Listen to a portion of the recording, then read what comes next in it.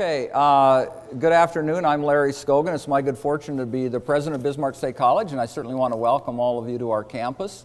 As many of you know, this is taped and then it's shown on Channel 12 Media Access here, and it's also shown over in Dickinson. So for the benefit of our TV audience, I want them all to know that we've got really a good audience here, and the only reason we do is it's blizzarding outside, it's raining, it's miserable. No, the reality is it's unbelievable. Clay and I were talking just an hour ago, and we said everybody's going to be in their garden, they're going to be cutting their grass, and no one's going to show up to see these two guys sitting up on stage. So we certainly appreciate that. And why aren't you? Because, I mean, don't you agree it's been a long time coming this year? This is the first truly magnificent day of the year, and you're in a dark auditorium listening to two knuckleheads. Well. Oh, so we're working this evening yet? Okay, all right. It does. You know, it is amazing how long it is daylight here now. Absolutely amazing. General Clark was on our campus. He's the general that ran for president a couple times back or whatever. He flew onto our campus flew into Bismarck and was on our campus last summer. And when I greeted him to campus, I met him at the door of the student union, and I said, well, General Clark, welcome. And he said, I flew in last night at 10 o'clock, and it was light. He said, I've never been any place that's this light at night. So you're right, we can work till all hours of the night. I'm sure Clay will do that tonight. You getting in your garden tonight? I have to, because I have to. So tonight I have to plant some things. Okay. And you too, I'm sure. Oh, yes, of course. Okay, you know, for those of you that do attend regularly, you know that we like to start off the year. This is our last conversation for the year. We like to start off the year where I give a full introduction to my friend Clay, and then we've got to end the year with that because most folks here probably know Clay, but with our television audience, there's some that may be sitting at the motel flipping through and just stop all of a sudden on Channel 12. And so I want to make sure they know who I'm on stage with here. So Clay Jenkinson is a Rhodes and Danforth Scholar, a published author, and one of the leading public humanities scholars in the United States. He hosts a nationally syndicated radio program from Bismarck, the Thomas Jefferson Hour, and works as a speaker, consultant, and facilitator. Clay directs the Dakota Institute of the Fort Mandan Foundation and serves on its board. He is chief consultant to the Theodore Roosevelt Center at Dickinson State University, the distinguished scholar of the humanities at Bismarck State College, and a columnist for the Bismarck Tribune. He is also an award-winning filmmaker, researching, writing, and participating in documentary films about notable North Dakotans. Clay has an MA from Oxford University, England, a BA in English Literature from Vanderbilt University, and a BA in English from the University of Minnesota. Clay was born in Minot and raised in Dickinson. Please welcome Clay Jenkinson.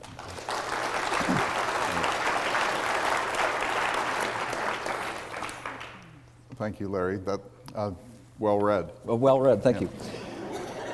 A few administrative notes before we get started. This program is funded in part by the North Dakota Humanities Council, and one of the things they want to do is gather your opinions on the programming. And so as you came in, you should have gotten a little white sheet of paper that says things like Conversations at BSC, what did you like about today's program, what suggestions for improvement do you have, and so on.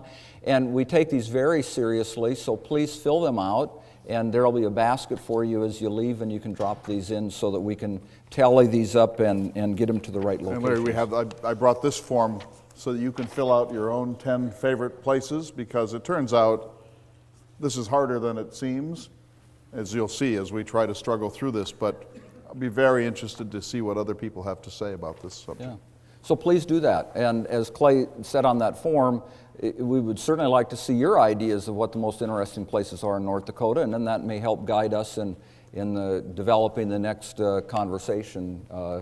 And speaking of the next conversations, I should say the conversations of 2012-13, we've already set the conversations for 2011-12, so when you came in, you can pick up one of these little almost yellow pieces of paper that says Conversations at BSC 2011-2012, and it has our entire, we map it out a year in advance. We've already been accosted about the way we spelled Sacagawea, which will tell you that we're going to have all kinds of good conversations about her, because obviously that is spelled differently in different parts of the country. It's also pronounced differently in many parts of the country. Our friend James Rhonda, in fact, devoted an appendix to his book, Lewis and Clark Among the Indians, in which he just talks about Sacagawea and how it's pronounced and how it's spelled and some of the theories about where she was born and where she died. And it's all a very, very fascinating woman. And so we're going to start off with that. One of the things that we're going to do that's a little bit different than what we've done in the past is on a couple of these conversations, and if you pick one of these up and follow along with me, on Sunday, February 26, 2012, Changing Interpretations of Western History, we have an eminent historian by the name of Herman Viola, who is a director emeritus of the Smithsonian Institution, and he's written many wonderful history books, and he's going to come chat with the two of us about changing interpretations of Western history, and we're looking forward to that. And on Sunday, April 22nd, 2012, we're going to be talking about international human trafficking, and Bismarck's own Patrick Atkinson will be here to talk about human trafficking. Many of you, I'm sure, know that he is very involved in human trafficking, and most of us that are Bismarckians and Mandanians know him with the God's Child Project and what he's doing in Guatemala, but he's very involved all over the world. And he has agreed to come and spend an afternoon up here with Clay and me talking about human trafficking. So that's the schedule for next year. You were going to jump in? No. Okay. One of the other things we thought we would start off, this has been a very, very busy couple of weeks for Bismarck State College, for Clay Jenkinson, and I think for the United States and the world at large. So one of the things that we've done in the past is we start off with conversations that aren't directly tied to our title, and so we're going to do that. There's a number of things to talk about, and so we're just going to have a little conversation up here, and then we're going to jump into the 10 greatest places in North Dakota. The first thing, Clay, is there's a viral rumor going around, and I just wanted to run it by you. You know, they say imitation is the greatest form of flattery, and I have it on very good source from some of our folks that come here routinely that you're trying to grow bangs. Is there any truth to that? None. None? No, I'm a real North Dakotan. What's that mean? I have no interest in bangs. I'm so amazed by yours that I wouldn't dare to. Okay. We do get serious after a while. Bismarck State College, we just had our commencement, our 2011 commencement, and it was just wonderful. We had 1,100 degrees, a little over 1,100 degrees granted by this wonderful institution. The alumnus of the year for Bismarck State College is North Dakota Attorney General Wayne Stenjum, just a remarkable man, and so we got to honor him, and as well he was our commencement speaker. And our rising star, many of you know Preston Schmidt, who's a fiddler extraordinaire, and he's a graduate of our institution doing marvelous things down in Memphis now, and he came back to receive that award. And I know the Dakota Institute's been very busy. You have a book you just published? Yeah, I'm the director of the Dakota Institute. It's an affiliate of the Lewis and Clark Fort Mandan Foundation, and David Borlaug said to say hello to everyone, but we have a press, the Dakota Institute Press, and we publish 3 to 5 books a year. And our first book was David Nicandri's River of Promise, Lewis and Clark on the Columbia. He's the director of the equivalent of the North Dakota Heritage Center, but in Washington State. And that book has done extraordinarily well. It's sold very well, and it's gotten critical acclaim. And so our first book turned out to be a huge success. Our second book is literally just off the press. It's Turning Points, a memoir of former North Dakota Governor George Sinner. I had the joy of working with Governor Sinner and Bob Jansen for 2 years in getting this book ready for the press. It just came off the press this week. And our third book will be the poetry of Fargo poet Tim Murphy. It's called Mortal Stakes and Faint Thunder, and it will be coming out in June. And our fourth book is in the press now, and it's a coffee table book on Theodore Roosevelt in the North Dakota Badlands. And so we're just thrilled with the success that we're having, and these books are they're traveling all over the country and even all over the world. And we're excited about this book because there will be an event in Bismarck coming. There's one, I think, coming on the 24th next week in Castleton, which is the nest of North Dakota governors. And so Governor Sinner will be there, Bob Jansen will be there, Governor Guy will be there, probably Governor Dalrymple will be there. So we're very excited. And I know yesterday was a big day for you because you finished your book on Meriwether Lewis. Yes, I just want to ask the indulgence of our audience for 2 minutes to say the following. Never write a book. I've written 8 books. This was the hardest by far. I'll show you in a second. There's the cover. It'll be coming out in August. So that's the cover there. That's Lewis as painted in 1807 by a French artist by the name of Saint-Mime. This is my kitchen. For the past 5 days, Larry, I've done nothing but sit in that chair, I mean literally for 18 hours a day, I mean literally. And before I was finished, I had 237 books surrounding me. I'm doing the footnotes. And so you think, where did I ever, what year was Meriwether Lewis born? And then you start looking around. And a footnote can take from 2 minutes to 2 hours. You can do 10 maybe in half an hour, and then suddenly it takes 2.5 hours to find the 11th. You've done this. It's a horrible, thankless, ridiculous task. Here's the problem of Lewis and Clark. You can see this picture. Lewis and Clark spelled terribly. Sa-ka-gar-wee-a, for example. And because they spelled terribly, when you write a book about them, you have to join them in spelling terribly. And your computer, if you're using Word, has an autocorrect function. So, for example, Clark spelled mosquito 19 different ways. And so if you've ever done this, you key it in the wrong way and your computer then corrects it. You can shut that off, but it causes other sorts of problems. So then it autocorrects. Your brain also autocorrects. And so now that this book is done, I've literally had to go back and read every quotation against the 13 volumes of the original and re-misspell.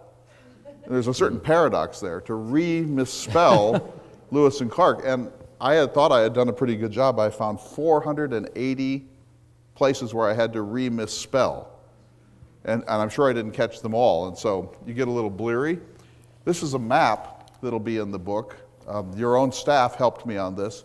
There'll be 3 original maps. This is Lewis's last journey. As if you know much about Lewis and Clark, and he was in St. Louis, and he left St. Louis and was traveling down to New Orleans, and he changed his mind when he got to Fort Pickering at today's Memphis, and he went cross-country to Chickasaw Agency and then up the Natchez Trace, and he came to an inn called Grinder's Inn on the evening of October 10th, 1809, and was behaving very erratically. And the woman who was the proprietor sort of was very concerned about this fellow who was toxic and deranged and mumbling and so on. And so in the middle of the night, she heard 2 shots, and Lewis was dead. And so it turns out there's a huge unending controversy about whether Lewis committed suicide, as he almost certainly did, or was murdered, as he almost certainly wasn't. But the controversy rages on, and so it's very important to get the exact itinerary of these last days of his life. And your staff member, Michelle Kraft, produced 3 such maps for the book that have never been produced before for any Lewis and Clark book, so that was cool. I've had the privilege, I'll tell everybody else, to read every word in this book, and it's fascinating. It's going to really, I think, Clay, and I'm just not just saying this, I think it's going to have a tremendous impact on the studies of Lewis and Clark. Well, the nice of you to say, Larry, I always think of what Woody Allen wrote. He said, I gave my girlfriend a copy of my new treatise on metaphysical reality. She told me it read like Airport 1975. You know, so. Okay. This did not read like Here are a few statistics. Number of pages, 480. Number of words, 205,000. That's about twice as many as I planned. 1,254 footnotes. 237 books still on my kitchen floor. Number of months to write, 14. Cost in ink alone. You know, if this book sold 5,000 copies, which it won't, I would lose money to Office Max. Number of years it has shortened my life, 4.35. I mean it, never write a book, Larry. When will this be published? In August. This August? Yes. Oh my goodness. It's on the fast track from yesterday to August. It had to be finished yesterday.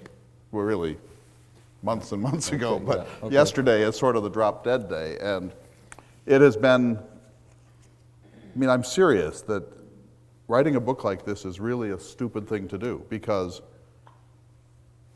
it'll sell 1,000 copies, let's say. Of the 1,000 people who buy it, there are statistics on this, most won't open it. Of those who open it, most won't go more than 20 or 30 pages. You could just write peas and carrots after the page 20, and you'd be just fine.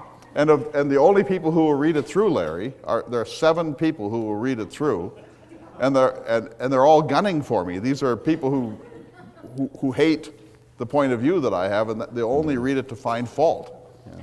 So that why would any rational being do this is my point. Yeah. No, seriously, you've written a book. Yeah, but you don't write the book. Guys like us don't write books to make money. Well, we sort of want to. Well, I want to be saying, well, Oprah, he put a gun to his head, you know? But that's not going to happen. Thank you. No, just want you to know. Well, but it's an amazing book. My point really is that In I'm fact, a little tired. You can get back to your point. Yeah. One chapter in here is why. It is such an analysis. The big controversy in Meriwether Lewis is whether or not he committed suicide, and the fact is that it took him 2 shots, and most people immediately say he shot himself twice. And so there's a group of folks, murderous, that think that there's this murder theory.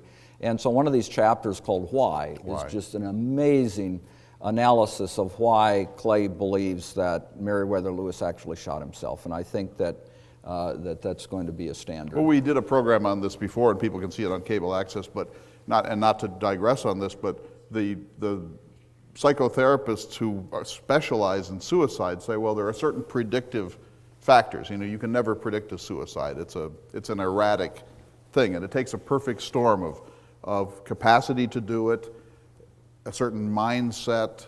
There are a whole set of things that have to fall into place for this to occur, and then it usually doesn't occur. Mm-hmm. For everyone who thinks of committing suicide, almost nobody ever actually does. So here are some of the predictors. Never marry. Clark came back and married within 15 months. Lewis never married. No children. Clark had, I think, 6 children altogether. Lewis had no children. Separation from your biological family. Lewis was in St. Louis. His family was back, his mother was back in near Monticello in Albemarle County, Virginia. Failure to complete a really important project. He never wrote the book that Jefferson kept nagging him. Every couple of weeks, Jefferson would write and say, when can we expect your 3-volume account of your late tour? And Lewis never wrote the book. Alcohol.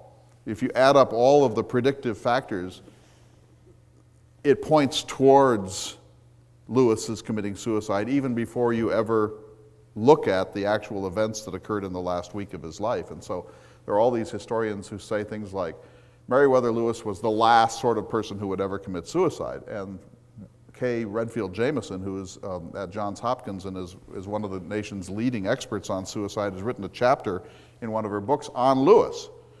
And she says, when you look at his life, how high-strung he was, how self-punishing he was, how ambitious he was, how he flared up in anger, and on and on and on. She says, he's not the anti-suicide type. He's the sort of person that you could predict might, under certain circumstances, commit suicide. It's kind of a gloomy topic, to talk about this, but it's a huge issue in Lewis and Clark's studies, and it needs to be settled, and I don't think my book settles it, but it certainly makes a run at that. Yeah. Okay. So I just see a couple more things here. These are there are 6 illustrations for the book that were done especially for it by Michael Haynes, and some of you know the work of Michael Haynes. He's sort of the #1 Lewis and Clark artist, and I asked him to do 6 interior shots of Lewis. I wanted him to paint paintings of the inner Lewis, not Lewis with a gun shooting something, but sort of introspective shots. So here's one. This one's in North Dakota. On August 7th, 1806, Lewis got back to the confluence. This is right where the 2 great rivers come together. That's the point. And Clark was supposed to be waiting for him, and Clark had moved on because he found the mosquitoes at the confluence oppressive. If you've been to the confluence, you know he's right. It's the most mosquito-ridden place in North Dakota. And he left, and it caused all sorts of trouble. But so here's an image of Lewis in great consternation, because when they separated over at Missoula on July 3rd, 1806, they had one plan, Larry, and one plan only to rendezvous. Clark was going to be on the Yellowstone, Lewis was going to be on the Missouri, and the plan was, we'll go to the confluence, and whoever gets there first will wait for the other guy. That's it, no plan B. And Clark gets to the confluence on August 3rd, and he finds the mosquitoes oppressive, and he writes a little note and sticks it on this post here. Says, I found the mosquitoes a little upsetting, so I left. And when Lewis gets there, he has he sort of freaks out because Clark left.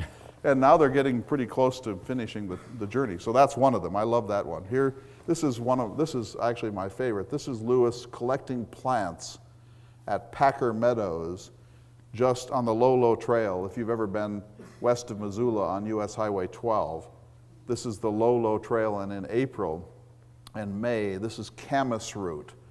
And the camas plant is an extremely important plant in the history of the Nez Perce Indians, and Lewis was collecting for science.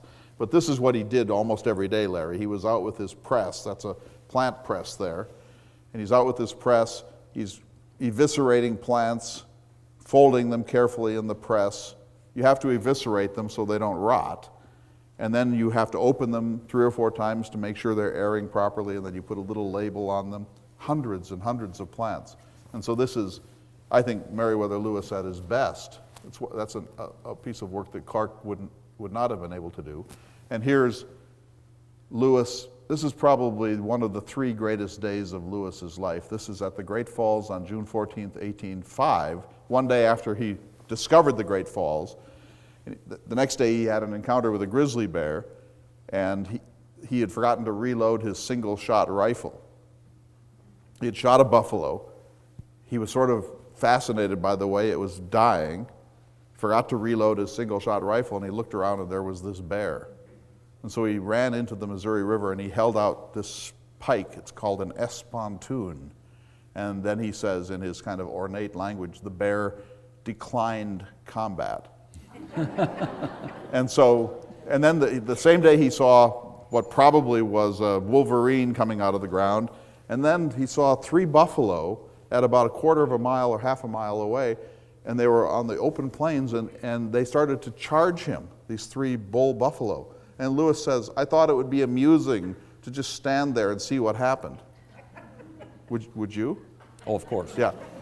And so they come roaring up, and then they go right by him. And then he says, it seemed as if all of the beasts of the field had formed a conspiracy to destroy me. So he was planning to camp out that night alone. He loved to be alone. So he's planning to camp alone. He said, maybe I won't camp alone after all these freakish things happen. So then he had to walk 12 miles in the dark across Montana to get to the camp. And it's one of the greatest moments in all of Lewis and Clark. And he says, there were times when I thought that I was dreaming. It was such an amazing day. There were times when I thought I was dreaming, but then I would step on a prickly pear cactus, and it would bring me back to earth. And so these paintings that Michael Haynes has done are just marvelous. There are 3 more, but I just brought those, and I know we need to move on. But we need to move I'm on. so glad to be finished with that project. Good. And thanks for reading it. Oh, you bet. It was enjoyable. Okay, the only other thing we're going to talk about, and then we're going to get into our topic Very briefly. for today. Very briefly. And that is what happened last week with the death of bin Laden. And your thoughts on?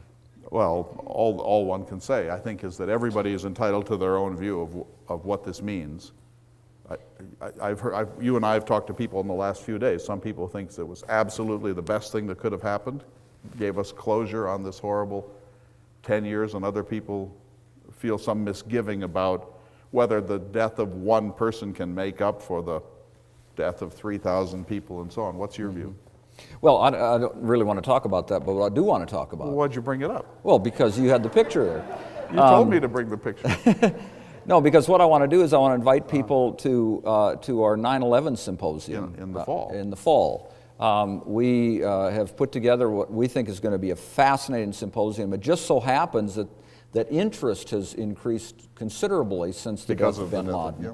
And there's a poster out there, and I don't know if Robin has some information out there as well, but on September 9, 10, and 11, for sure, we're going to have a symposium on 9/11. Right in this room. Right here on our campus. We have just some remarkable folks that have agreed to come and be part of this. General Chuck Wald was commander of the United States Air Forces in the Middle East on the day it happened. He's from Minot. He is originally from Minot. Many of you, I'm sure, remember CNN headline news anchor Chuck Roberts, and he's going to be here talking about covering that day as a newsman. And in fact, he's agreed to give 2 papers, which will be just remarkable. We've got a woman that was on the 9/11 Commission to talk about the conclusions of the 9/11 Commission. We've got an attorney for the Defense Intelligence Agency to talk about all the legal issues that our intelligence gatherers have run into now in the last 10 years and how it is the stresses on the Constitution as a result of that. We're going to have a panel of our state and federal leadership has agreed to come in and talk about where they were. Fascinating discussions I've had with Senator Dorgan, Senator Conrad, Senator Hoeven, Representative Berg, Representative Pomeroy. We're hoping to get Governor Dalrymple. And Governor Schaefer. Governor Schaefer, General Sprincenatic. So we're going to have all that leadership to talk about what it was like to be here that day and to be in D.C. And Dusty Anderson of your staff is doing a mini documentary of 100, just like if he came in here and talked to each person in this room. Where were you and how did you react? Right. Just 20 seconds or 40 seconds on each person. So that's coming. So if you want to be part of that, we have a website called impactontheheartland.org, impactontheheartland.org, and you can go there and you can say, yes, I want to be interviewed for this documentary, and we'll get your stories. And we're interested in North Dakotans who have ties either to the World Trade Center or to the Pentagon or to the field in Pennsylvania, but also North Dakotans who have sent their kin to Afghanistan and Iraq, et cetera. So. And on that, on September 9th, we're going to have BSc journalism students at the 3 locations, and they're going to be Skyped in here. You mean from the World Trade Center, World Trade Pentagon, Center, Pennsylvania, and the Pentagon. And they're going to give us on-scene reports of what it looks like now, and 10 years later. The Bismarck Mandan Symphony is doing a special 9/11 concert on Saturday night, which would be the 10th. Then on Sunday morning, we're all going to go out. It'll all be about the humanities and about examining this phenomenon, particularly the impact of 9/11 on the heartland, not necessarily on U.S. foreign policy, but on the way we think in the heartland about Islam, Islamic Americans, travel, terrorism, the Guantanamo, waterboarding, enhanced interrogation techniques, and so on. So that'll be the focus. But then on Saturday night, the symphony is doing a performance, one piece of which is Mozart's Requiem, which was part of a commemoration of 9/11 1 year after all over the world. But then on Sunday, the only really commemorative event we're going to have will be out at Double Ditch on Sunday morning. People can bring their blankets and their lawn chairs, and then at the exact time when the towers came down, we'll have a ceremony, an ecumenical ceremony. Okay. But So- that segues into our Yes, theme. go ahead. No, you. No, you go. Are you ready? I think we ought to get onto our theme here. But Everybody here's ready? my question that gets us into the theme. If bin Laden had been hiding in North Dakota and not in Pakistan, where would he have been? Marmouth. He would have been at the pastime bar in Marmouth and no one would have known. He just would have been another sheep herder. And there's the Mystic Theater. If you think of where you would go to hide, if you really wanted to hide in North Dakota, it's Marmouth. Marmouth. It's really our Pakistan. Okay, let's get on the topic. Yeah. I think we're ready. Let's talk about the 10 greatest places in North Dakota. We had a conversation as we were talking about this. This is going to be tough. It's not as easy as it might seem because there are historic places. There are places that are engineering feats.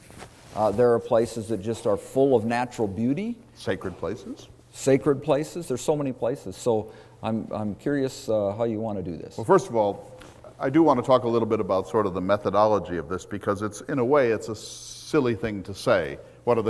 It's all about my impressions, your impressions. Different people have different interests. And so it would be foolish to think that any list that you and I might make would have any value other than just the value of our lists. But they don't say much except what we prize. And so I wanted to start with just a little theory about this. First of all, is North Dakota beautiful? I think so. I think most people here think so, but it's not all beautiful. I mean, you have to admit, if you drive around rural North Dakota, there's a lot that is not beautiful. This picture was taken just east of Harvey last week. I was on my way back from Grand Forks. There's a fair amount of this in North Dakota, and that's sort of troubling. Will North Dakota remain beautiful? Here's the Bakken. Look at that. But that's not even the biggest one, Larry. That's one version of the Bakken. That takes you all the way east past Rugby. Here's the larger. And if you haven't driven up there, I really hope you will sometime this summer because it's an industrialized landscape in a really big way.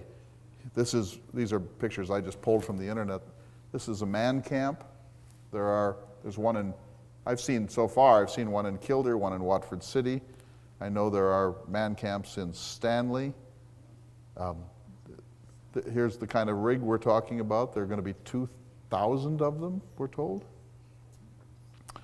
So that's one threat to North Dakota.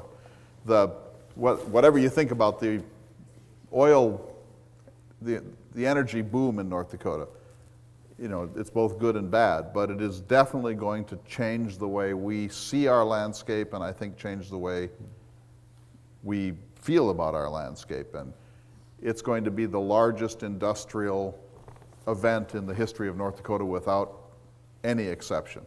It's going to dwarf the gasification plant near Beulah and dwarf the coal-fired power plants and dwarf the coal mines. It is, if you drive up there, your mouth drops at the sheer volume and impact of the industrialization of the North Dakota landscape. And of course, it's precisely the landscape in which former North Dakota Governor Art Link lived, who died 1 year ago in 2 weeks. I mean, I'm glad that he didn't live to see this because I think it would have broken his heart. It's a huge impact, and we're going to benefit from it, to be sure. But Well, I would say economically, it's a huge impact as well. We're the only state in the union that has completely avoided the recession, and it's because of the energy boom that we've had in this country. No question. So there's a cost-benefit analysis that has to occur. yeah, I guess what I think about this, Larry, is not that, it's going to happen whether you and I talk about it or anybody else talks about it. We know people who are involved in this in an engineering sort of way who say it's beyond the capacity of humans to control. It is just one of those things. And so it's like a tsunami, or it's like an act of God almost. It's coming, and if the state legislature decided to try to slow it down, it's not clear that they could slow it down, and I don't see that there's any significant will to do that. So that's number one.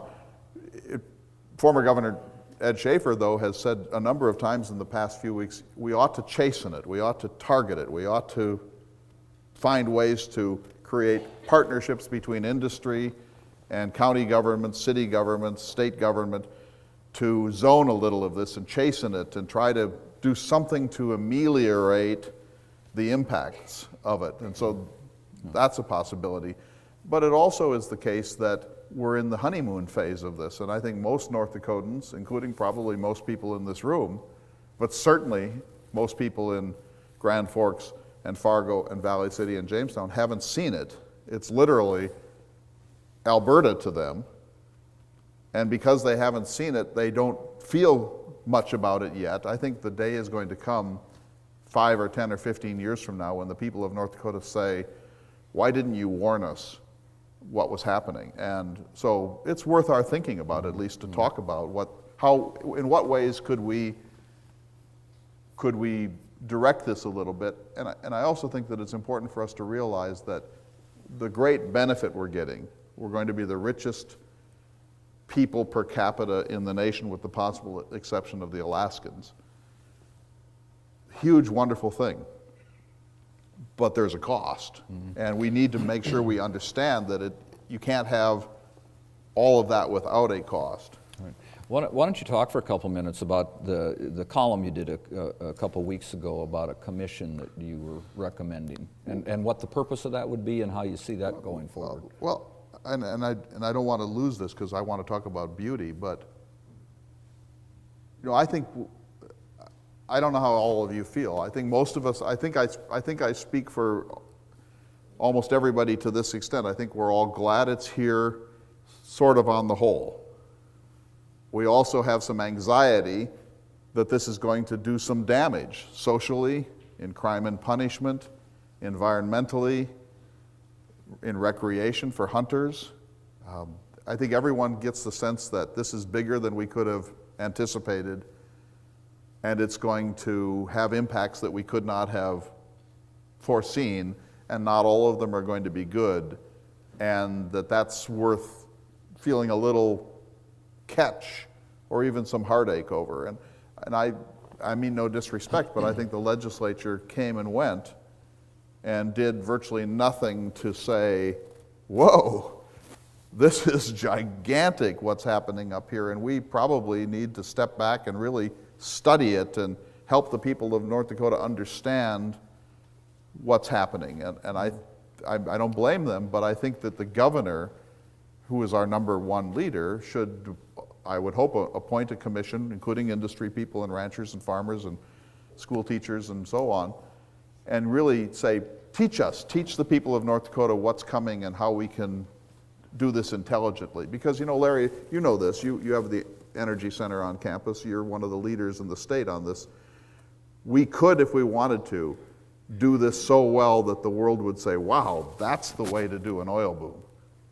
We could, there's no question if we chose to do it, but I don't yet see the will, do you? Well, I want to respond to two things. First, I think that I don't know that you're being completely fair to the legislature or to the people of North Dakota. The Legacy Fund was set up here so that we can put some of that money in reserve for the future, and hundreds of millions of dollars this session have been assigned to the infrastructure in the West to help the counties and the roads and to make the roads safer. And so I don't know that they completely ignored it, but what I hear you talking about is sort of a smart management, that somehow we want it, we're going to benefit by it, but let's make sure that we manage it smartly. Is that? Of course, and I don't want to debate you on this subject, but by spending hundreds of millions of dollars to improve the infrastructure, it could be argued that we're just making it easier. And I would like to see if we can't ask industry to help pay for their own infrastructure. Those roads are deteriorating because of what they're doing.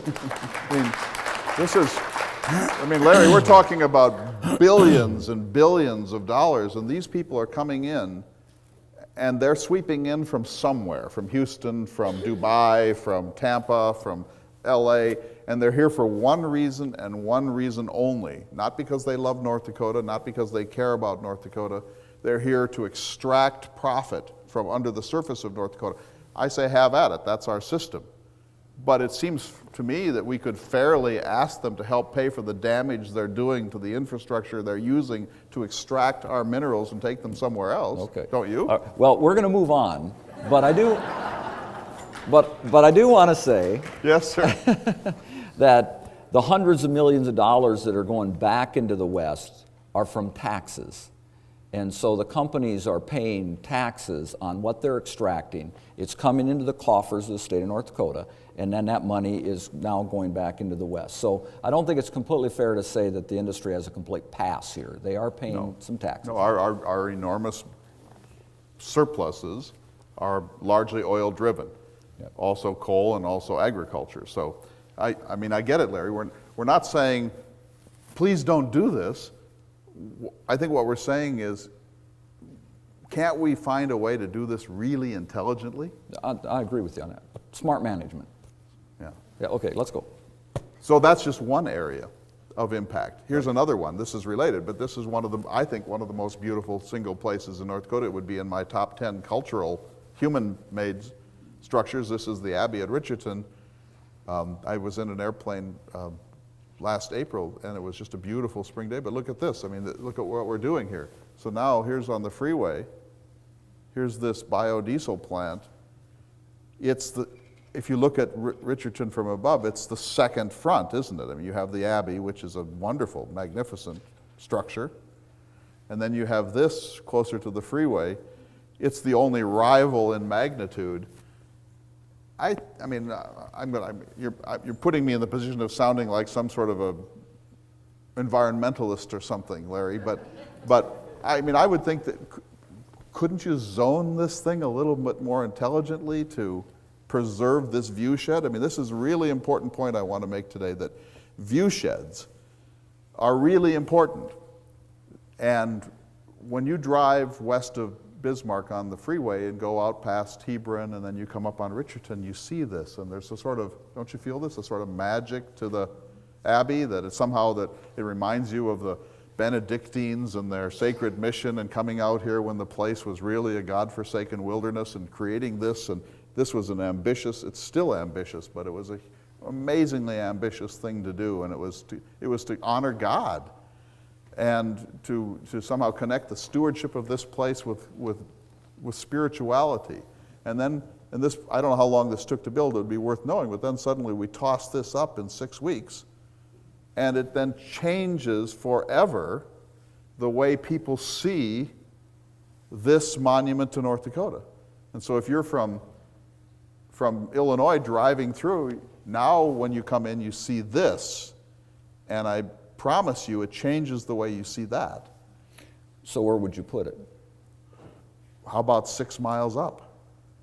Okay. Or 2 miles up. I mean, you could easily, I know why they put it here, because this is the major transportation hub. The NP runs through there. But you could do it in a way, if that company had worked with Stark County or with the people of Richardson and said, how can we do this in a way that shows deep respect to the spirit of place of North Dakota, I doubt that it would have gone there. That's my only point. Okay. I can see we're just fighting now. That's great. Here's another way. Here's the new Memorial Bridge in Bismarck. Here's the old Memorial Bridge. We North Dakotans do a lot of that. Here's the Lost Bridge. Have you been there on Highway 22? Highway 22 is one of the most beautiful roads in North Dakota. It's one of the most heavily impacted places in North Dakota because of this boom. The old Lost Bridge, as you probably all know, the story was there before there really were roads there. And then 22 was eventually paved, and old Lost Bridge was a marvelous structure. And they replaced it because it was rickety and it was too narrow. And I mean, I suppose there were compelling reasons to replace it, but you sort of hate to see that happen. Then they built this sign, and look, they used in this signage, they intelligently used a few girders from the old Lost Bridge. I was just up there the other day, Larry. It's gone. Someone stole lost bridge. That sign is not there anymore. I don't know who took it. It's not the kind of thing you can throw in the back of your SUV. So anyway, go ahead, respond. No. You're a progress guy. We're having a wonderful conversation. Yeah. So let's talk about rules. All right. Okay. Rule number 1. You have to get Montana out of your mind. I'm serious. I'll never forget one day I drove my daughter, who was then about 7, from Bowman to Spearfish, and we checked into a Holiday Inn to spend the night. And that, in my opinion, that road, 85, between Bowman and Spearfish, is one of the great roads in America. We checked in, and there was this young woman behind the desk, and she said, "Oh, sir, where are you coming from?" And I said, "Oh, we came down from North Dakota. We drove 85. And she said, "Man, that's like sitting in a room in a rocking chair looking at wallpaper for the whole day." And I was so crestfallen, but one person's beauty is another. So you have to get Montana out of your mind. North Dakota is an acquired taste, I would say. So here's Montana. This is actually Idaho. This is the Tetons. You got to get that out of your mind. Here's Canyonlands National Park. You got to get that out of your mind. This is what North Dakota looks like. And look, is that beautiful or what? That is our beauty. That is not the Tetons. That's not the Grand Canyon. That's not Yosemite. That's not Glacier. And people from those places look at this and think, is that all you got? And it is a little counterintuitive, but this is the beauty of North Dakota. And the problem with it is that if you tried to build the Bakken in the base of the Tetons, everyone would say, are you nuts? There would be a critical mass of people saying, wait a minute. But if you try to build it 22 miles from here, we don't have the same attachment to this more subtle beauty that people in truly sublime places have to the beauty there. They still have to fight the battle every day to preserve those view sheds, but we don't fight the battle because there's so much of this grass that we tend to take it for granted. This is North Dakota. I think that's as beautiful as anything I've ever seen in my life, don't you? I agree. It is dirt. This is North Dakota. This is up in the Souris River Plain, up near Towner. That is, when you go up around Towner on a day with sky like this, there's a flat, it's like the Red River Valley, it's so flat in the Souris Plain, and it's just unbelievably beautiful. So that's number 1. You have to get over your sublime. Number 2, Larry, you have to be willing to leave the interstates. There's a story here. Yeah. This is Larry's corridor. This is Larry's North Dakota. And all right, now let me defend myself here. We had a conversation, and Clay says, I know you, and I did. I got a brand new car here not too long ago, and Clay says, I know you got a new car. He said, but let's go out and look at, what these places we're going to nominate as the top 10 places in the state of North Dakota. And I said, will the road be paved? And Clay said, well, not exactly. There'll be some gravel, and in some places there may not be a road. And I'm going to take my new car out there. So Clay said, so what are you looking for? The 10 best places in North Dakota you can see from the interstate? And that makes sense to me. There it is, Larry. That's the best you place can see that you from can the see interstate. from the interstate. That's right. But that's Larry's North Dakota. And but the point of this is there are 2 points to make. One is, shame on you. But the second point to make about this is, Larry, you're the one who insisted on taking your new car. I said we can take my beat up old Jeep, but then you would have lost control, so. So this is the best place if you're nominating great places, this is the best thing. Place. Painted Valley, scenic overlook. Here you are, Larry, in the Badlands. I am. I actually had to Photoshop you into a Badlands photo, but that's not true. That's not true. You have to be willing to go on this road. This is the road south of Gulva. It's North Dakota 16. It is my number 1 or 2 best place in North Dakota. You get there and there's this sign, 20 miles, winding road, unpassable when wet, travel at your own risk. And by the way, Larry, they mean it. You can lose a car for a long time on this road. So here are in my opinion, you saw Larry's roads, 94, 29, and the road 83 north of Bismarck. But here are the great roads, in my opinion. Everyone gets their own choice, but North Dakota 14 near Lone Tree, absolutely magnificent. Some of the best property in North Dakota, the Fort Ransom area in the Cheyenne River Valley. Or how about just south of Mandan, the Butte country, the little Butte country south of Mandan on 6. It's one of the least visited places in North Dakota for those who are looking for scenic attractions, but it is magnificent. The road between Bismarck and Washburn on 1806, but particularly west of Washburn on 200 as you go to past the power plants, but the river there, staggeringly beautiful. Highway 22 used to be one of the great roads in North Dakota. It still is in some ways, but if you go on it, it is an industrial thoroughfare now. It's all broken up. I know we're going to repair that. It's been widened in a number of unfortunate ways, and there are traffic jams out there, and there's dust. But when you get right up here to the Badlands country, it is a staggeringly beautiful place. But now when you're up there, Larry, you're trying to contemplate this canyon of the Little Missouri River, and it is really just 18-wheelers roaring by in a huge way with enormous noise and Jake brakes and so on. Then there's 85 south of Bowman. That's superb. Some of the best buttes in North Dakota are actually in northern South Dakota. And then North Dakota 16 from Marmarth on up past Gulva and then across, and this is Art Link's favorite highway. Art Link's favorite way to get back to Alexander was to drive out to Webo and then take 16 up to Beach and take 16 up. And this is some of the most beautiful sort of Montana-like rolling hills, plains country. I thought we were getting Montana out of our mind here. Well, we're right on the edge of Montana. Okay.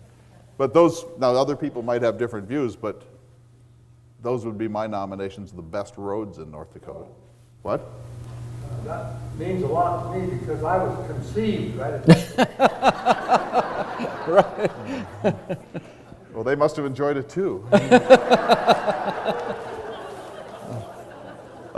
Rule number 4, you can mind mosquitoes, and I know you do, Larry, but you can't mind wind and cold or you can't love North Dakota. So this is remember, this is our winter. This is what it's like for about 3/5 of the time.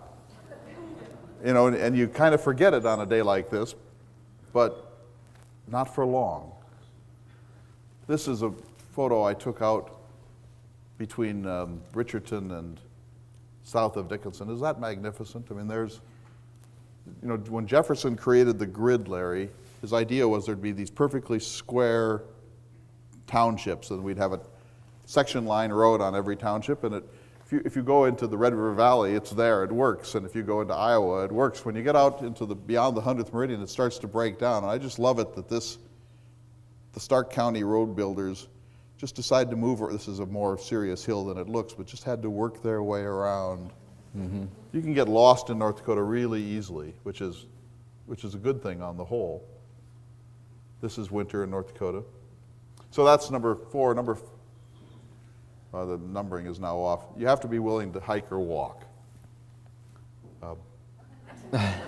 This is actually me from my trip on the Little Missouri 4 years ago, but you have to use your feet. These are the teepee buttes down near right below Bullion Butte, and you can't get to those places unless you're willing to get out of your car, off interstates, off pavement, off gravel, and onto a 2-trail path, and then walk more. All right, and you have to like grass. This is at Bodmer Overlook up near Williston. It's one of my top 10 places in North Dakota.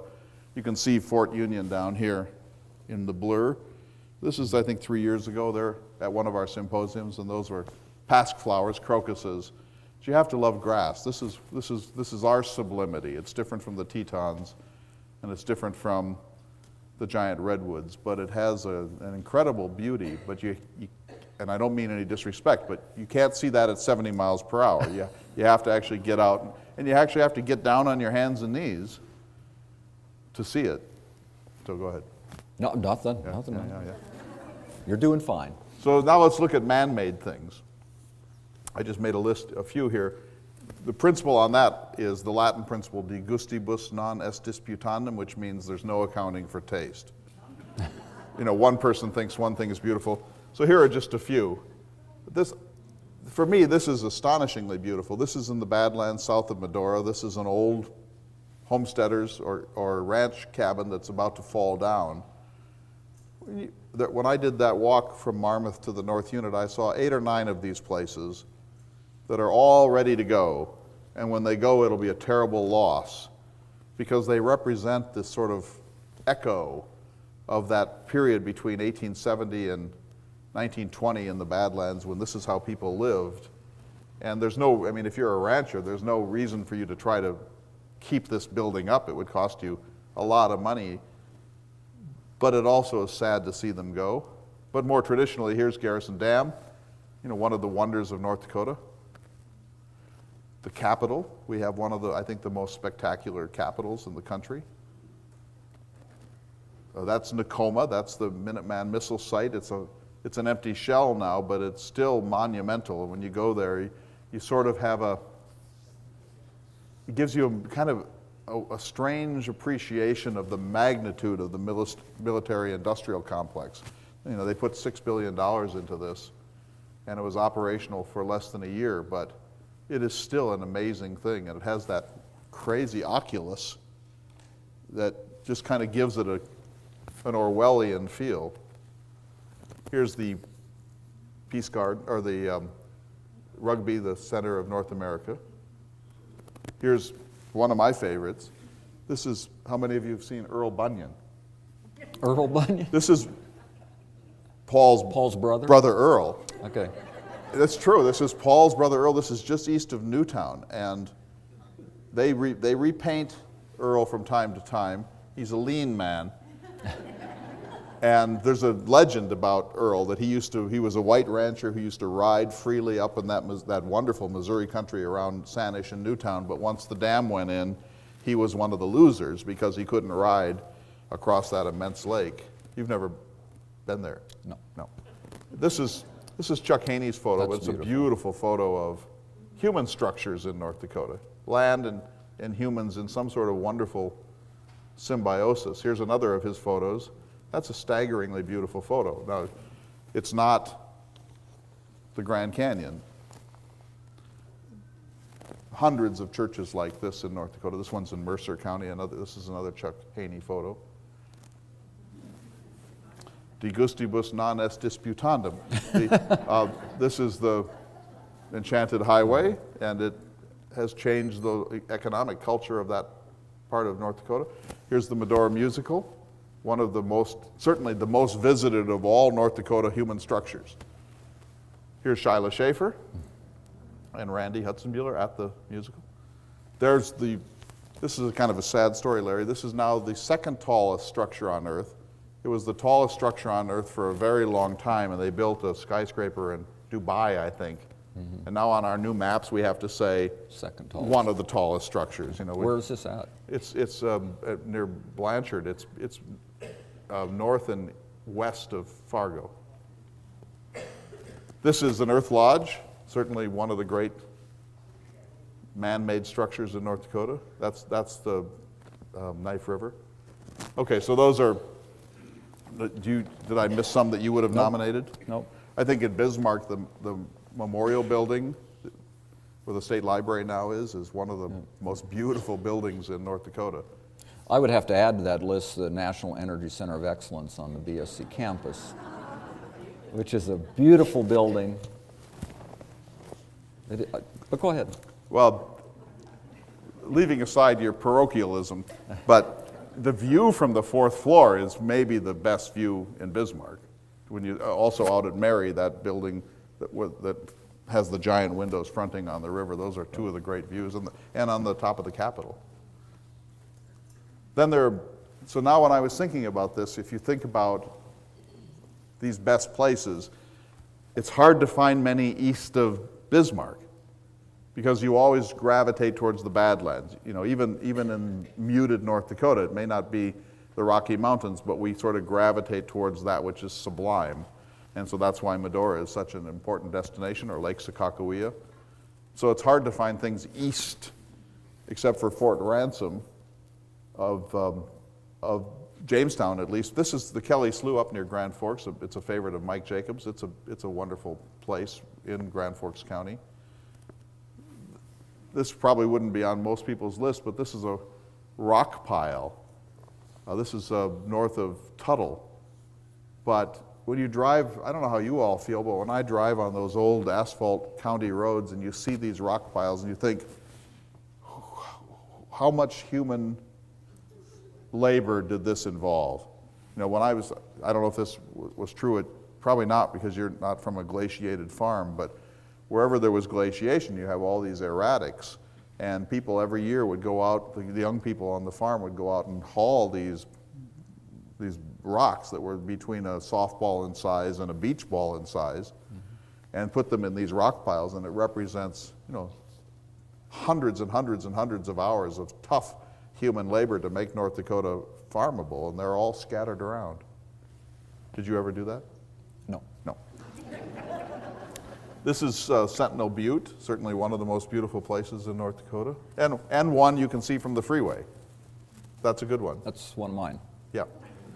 This is White Butte, the tallest point in North Dakota. I don't know who this gentleman is, but you see,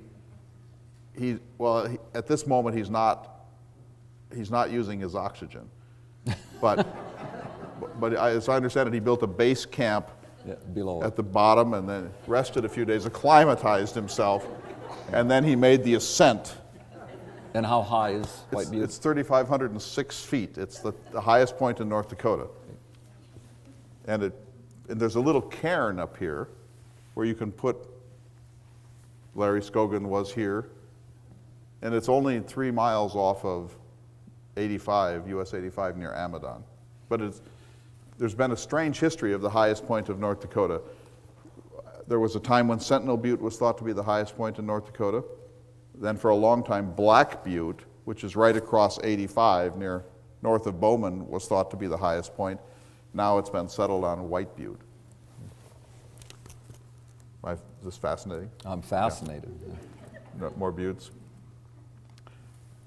This is in my list of top 10 places. This is the source of the Cheyenne River. This is up by Lone Tree near Harvey. And if you've ever looked at the map on this, Larry, there's a continental divide right there.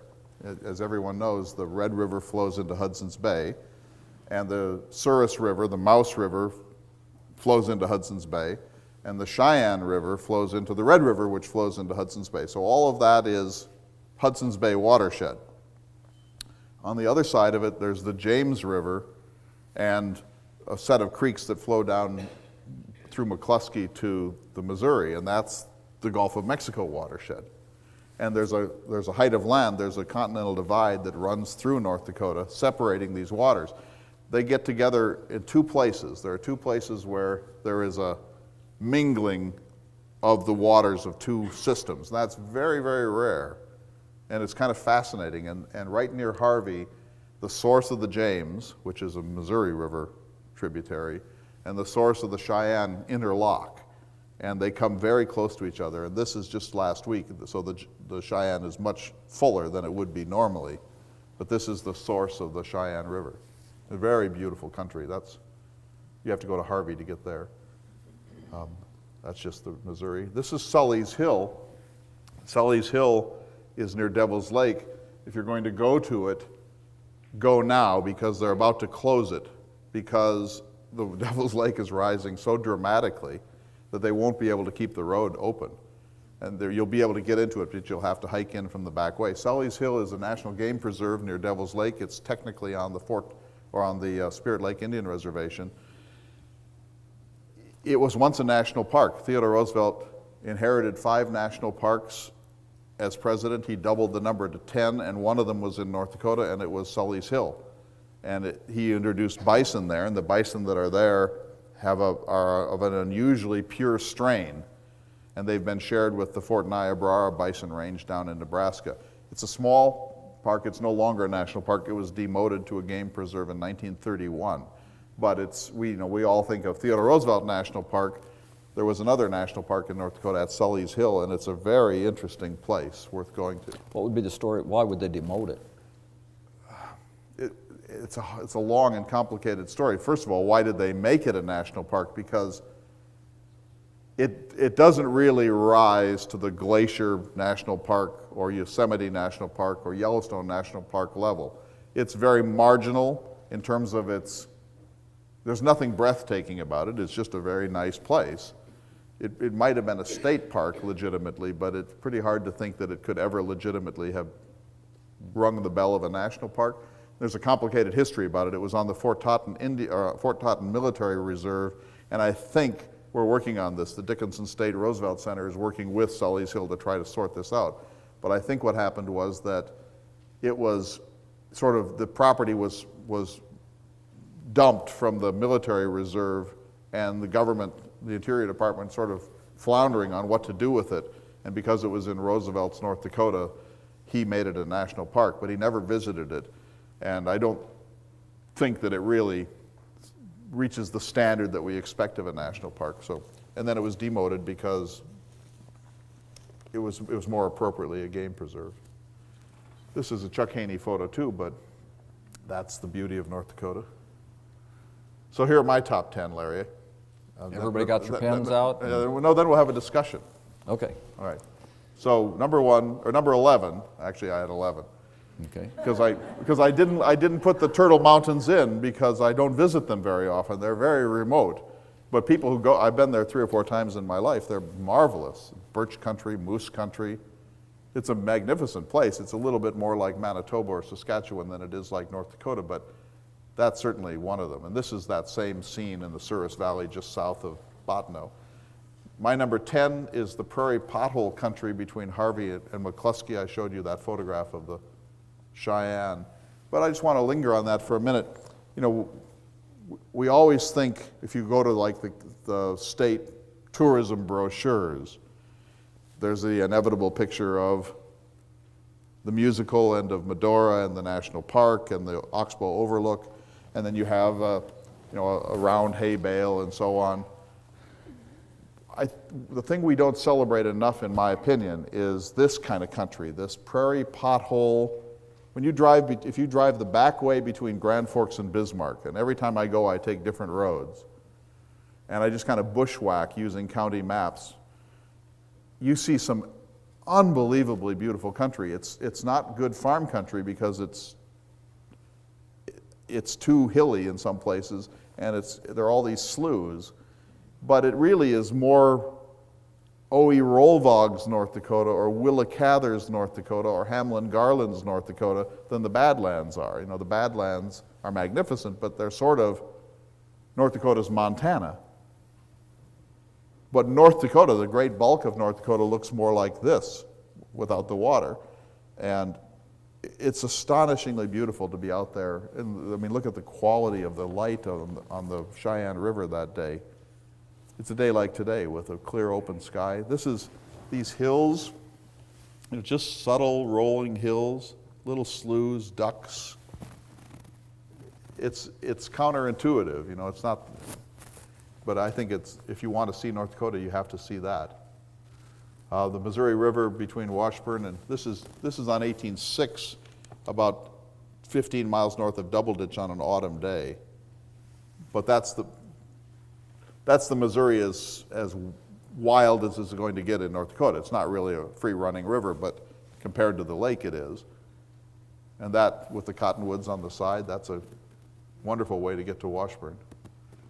Number 8 for me is the Bodmer Overlook. This is Bodmer's print of it, but the confluence area. We did a symposium 3 years ago, and we went up to Bodmer's Overlook. That's where those crocuses were. It is one of the great scenes, and now they've reconstructed Fort Union, and Fort Union adds to the majesty of that scene, and that one has extraordinary historic importance. Number 7 on my list, the Cheyenne River grasslands. This is not my photograph, and I don't like the photograph very much, but have you ever been there? No. It's amazing down near Fort Ransom. It's part of the National Grasslands Unit. There's some dunes country. It is a magnificent part of North Dakota and seldom visited by people from this region, but it's worth going to. And I learned this from Eric Spencer, who is in state parks. North Dakota has only one waterfall. I didn't think we had any. But we actually have one waterfall, and it's in the Cheyenne River National Grasslands. I could take you there. Is it paved? No. Oxbow Overlook from the North Unit. Sometimes this is my number 1. I took this a few weeks ago, but it's pretty hard to beat that. And there's pavement right up to the photo op. So you could take your motorcycle. I could. But that holds up anywhere, I think. This is very little visited. It's one of my favorites. This is not my photo. This was a professional photographer from New York. It's called Medicine Rock. Has any of you been there? It's amazing because here's what happens, Larry. It's down by Leith and Carson, and you have to really want to go there because it's not marked. You go off and you go on these dirt roads and you come to this place, and then you have to kind of go through a ranch or a farm, and you come up to this hill, and it's just another hill of the kind that's all over down in the Cannonball and Hart drainage area down there. And you get out in this place, and then you come up to this rock, and it's just a sandstone rock, but it was sacred to the Mandan and the Hidatsa and the Lakota. And they used to come here. Lewis and Clark write about this, and Prince Maximilian wrote about it. Native peoples would come here, and they would fast and pray and prepare, and then this was like the oracle at Delphi. They would consult this rock, and they would then pray and be spiritually ready for this, and then go sleep. And the next morning they'd come, and the rock would have revealed its will, or the will of the Great Spirit, with markings, with lichens and algae and alkali on the surface of this rock. And so that's all pretty interesting. It's one of the most sacred places in North Dakota, but here's what makes it really interesting. And I'm sorry I couldn't find the photograph, but if you go there today, if you all left here when we finish and drove down there, it would take about an hour and 40 minutes to get there. When you come up to this place, there's a State Historical Society fence around it that's kind of broken down. But around that fence and along this rock, there will literally be scores of and maybe hundreds of prayer bundles where native peoples take tobacco and they put it into a large marble-sized ball, and they tie it up with calico or with cotton, and then they will make a string of these, and it's like a rosary. You pray for health and you pray for your family, and this becomes a kind of rosary. If you go there on any day of the year, Indians will have been there recently leaving prayer bundles at a place that most of us have never heard about. So, it raises all sorts of questions. How do they know? How does this kind of information continue to circulate? It's a fascinating place. Medicine Hole in the Killdeer Mountains. Got a hike to that one. This is my friend Shanna from Dickinson State's PR department. We were shooting stuff for a collection we created there, but this is the famous Medicine Hole on top of the Killdeer Mountains. You probably all know the legend of it, but it's some sort of a cavern right up there on the South Killdeer Mountain, not far from where the Battle of Killdeer Mountain occurred in July of 1864. Well, why don't you go over the legend?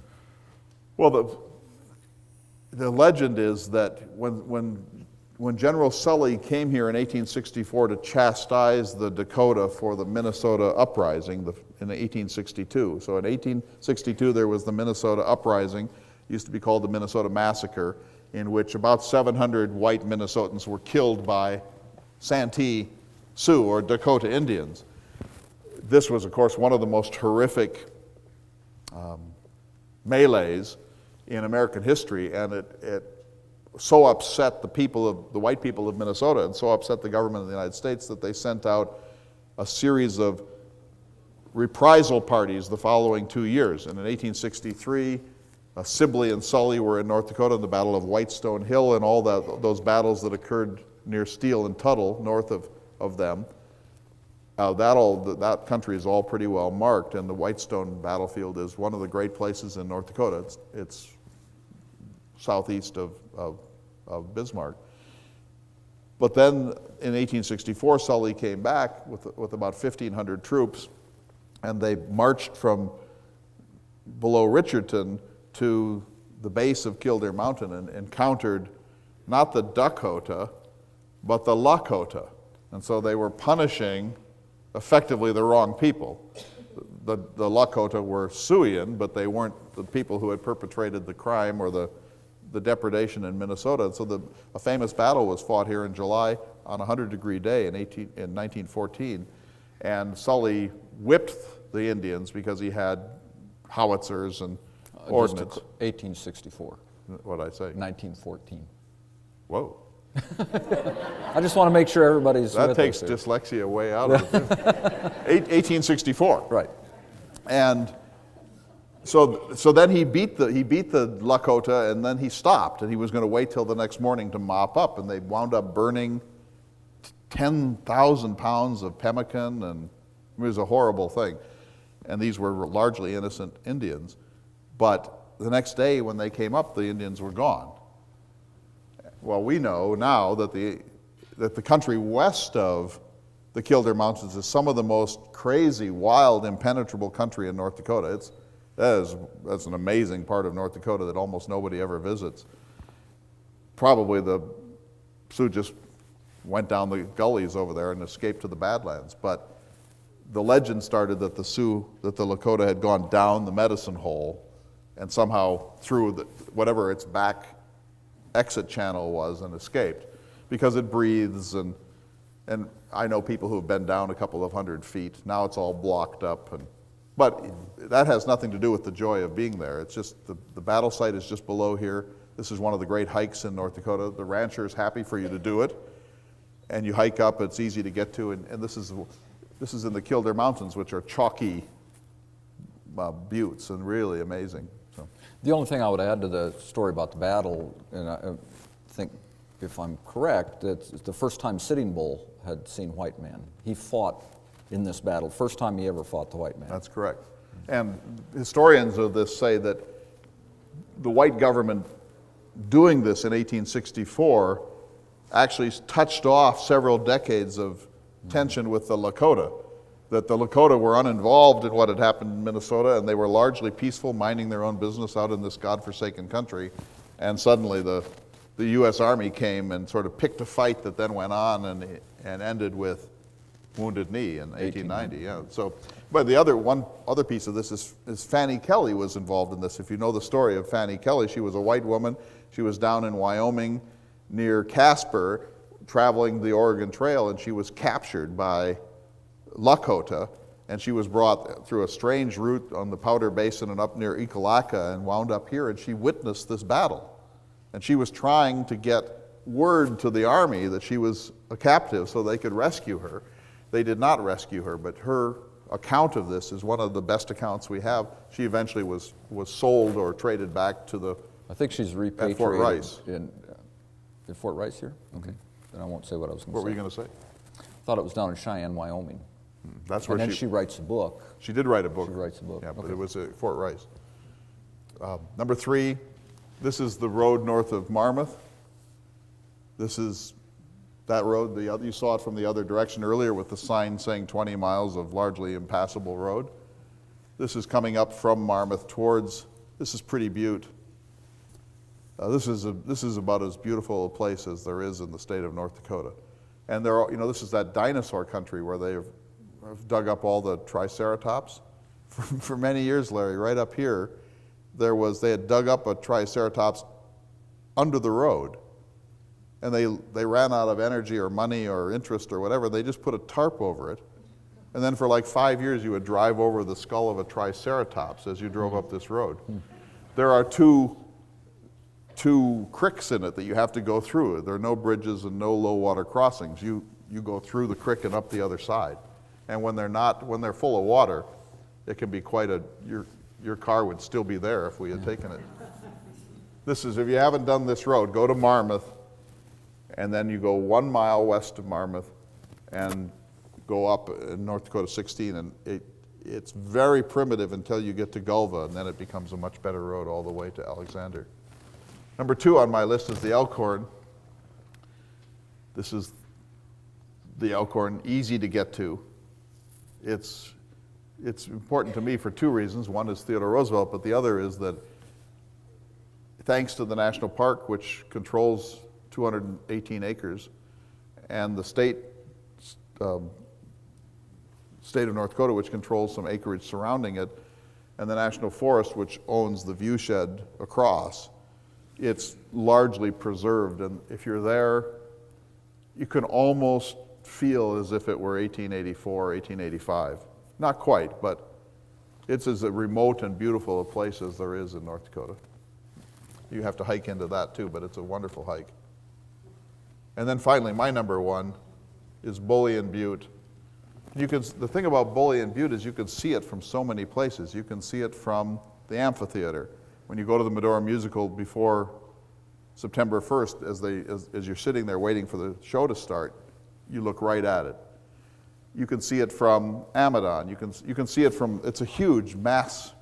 It's so huge that it actually reroutes the Little Missouri River around it. The Little Missouri makes a 40-mile detour to get around Bullion Butte, and you can see it from a wide range of places in North Dakota. And the view from the top of it is, in my opinion, the number 1 place in North Dakota. This is a painting of it, but in a storm. But the river rolls right around here. Here it begins. It's ending its detour. So the detour began here, and it went all the way around.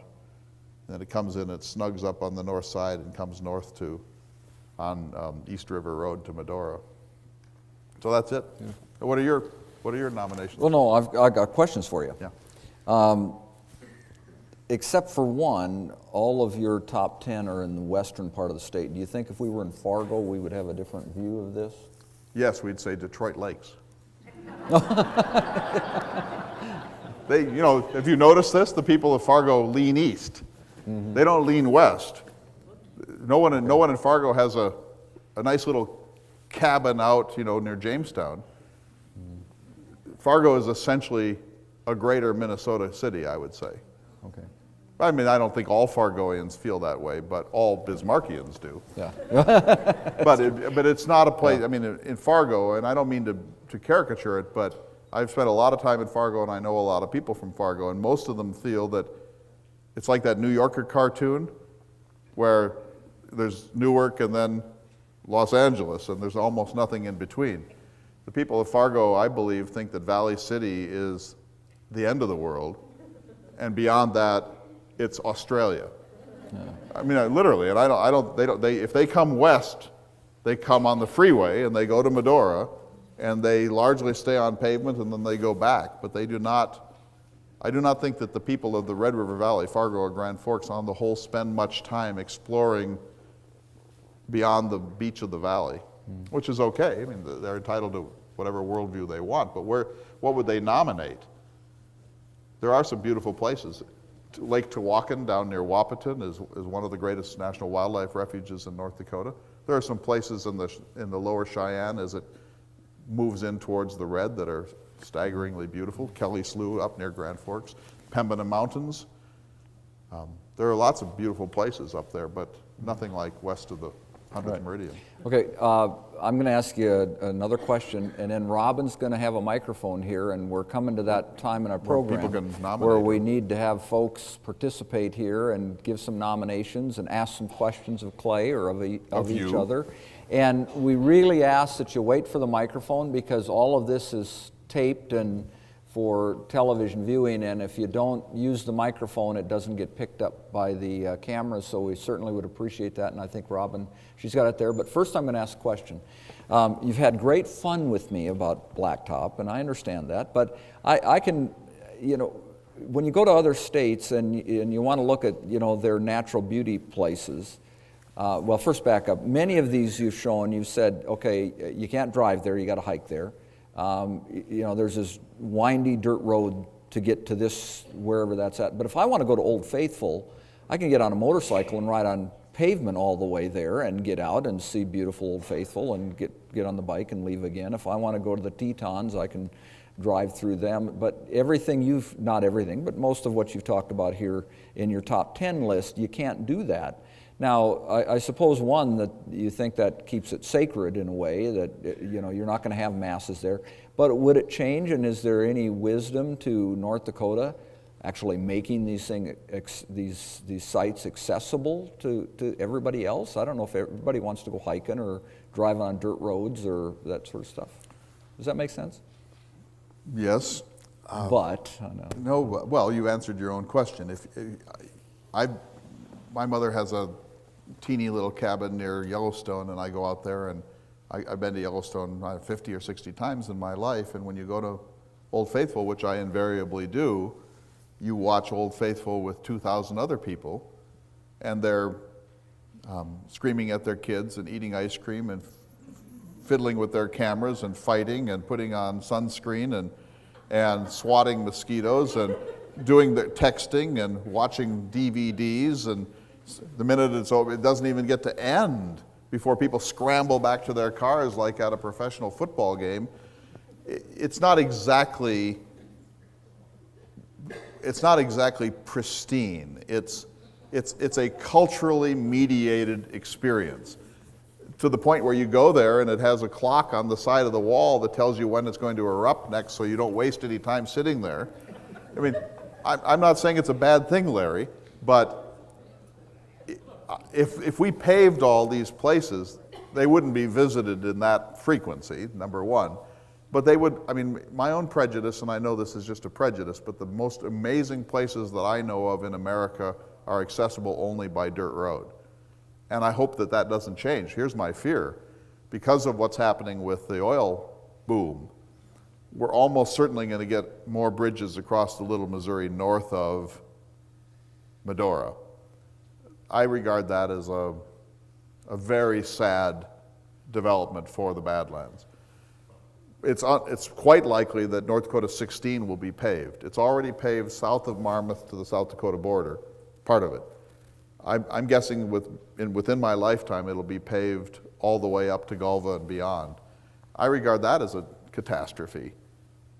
I liked North Dakota 22 when it was just a pathetic little state road. Now it's on its way to becoming an industrial artery.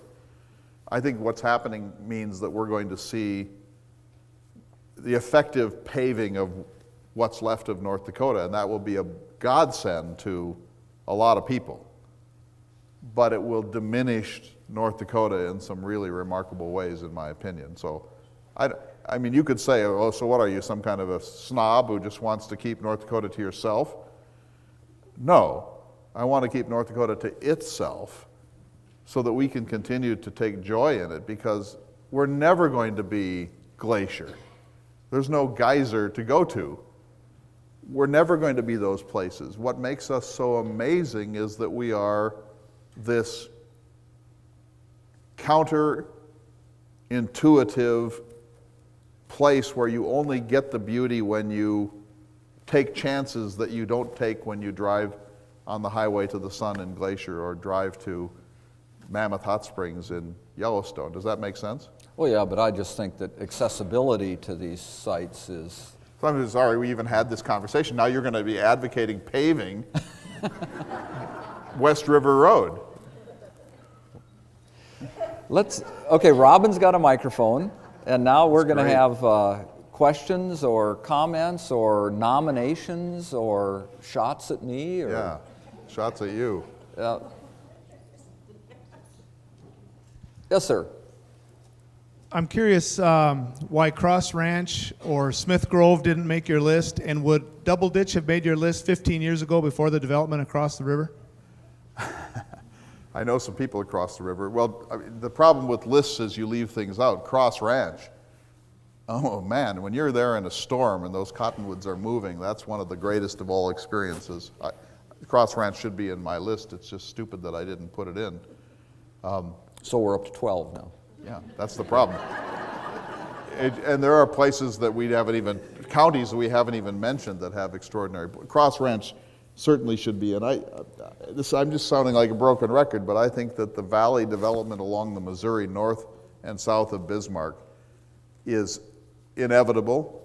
And I'm happy for all those that have the wherewithal to go buy those houses, but 100 years from now, we will think, why didn't we preserve more of this unique ridge line on both sides of the river when we had the chance? I feel certain that we will wait too late, and then we'll think, why didn't we? And I hope we don't develop the correctional facility in South Bismarck. You know, there's a chance that we're going to give that to developers. I think that would be the worst possible use of that land. There's so little left. It seems to me we have to take some of it and say, this is so important, it belongs to the people of North Dakota and the people of America, not to this subdivision or that development. Mm-hmm. For those that might not know what Clay was just talking about is the prison farm south of Bismarck. There's been a lot of talk now as they're renovating and expanding the prison up here in Bismarck that eventually then they will close that facility. And so it's a big question as, does the state sell it to developers or does the state turn it into a park? Or the state could give it, say, to the city of Bismarck to turn into a park if they wanted to do that. And there's much discussion about this. In fact, some of it is to kind of divide it up. Maybe some of it gets developed and some of it doesn't get developed and stuff. So there will be a lot of conversation about that. The pressure for development is just so huge. And I get it. I mean, doesn't everyone want to live in a spectacular place if you can do it? But once you develop a thing, it's done. You can never go back. And so I would just hope we could step back and say, now that we're moving into this post-agrarian phase of North Dakota history and Bismarck is going to boom and Dickinson is booming and Williston and so on, is there anything we really want to try to protect if we can? When you have that facility down south of Bismarck that has just been kind of left alone because of the correctional facility, it would seem to make perfect sense that we would give that to the people of North Dakota, but it's infinitely likelier that we'll give it to developers instead. That's how our system works. I'll make a bet with you on that. All right. What do you want to bet? All right, in front of our friends What's here. your bet? Well, I don't know. We can't bet money. I think it's illegal. No, but I isn't mean, it? what are you saying here? No, I think that it's going to become, that the majority of it at any rate will become a park. I'm not sure if it'll be a state park or if it'll be a city park, but I think most of it will be preserved. I'm optimistic about Well, that. we'll look forward to your testimony at the next legislature. Okay. We got a microphone down here in front, please. Char's got a question for us.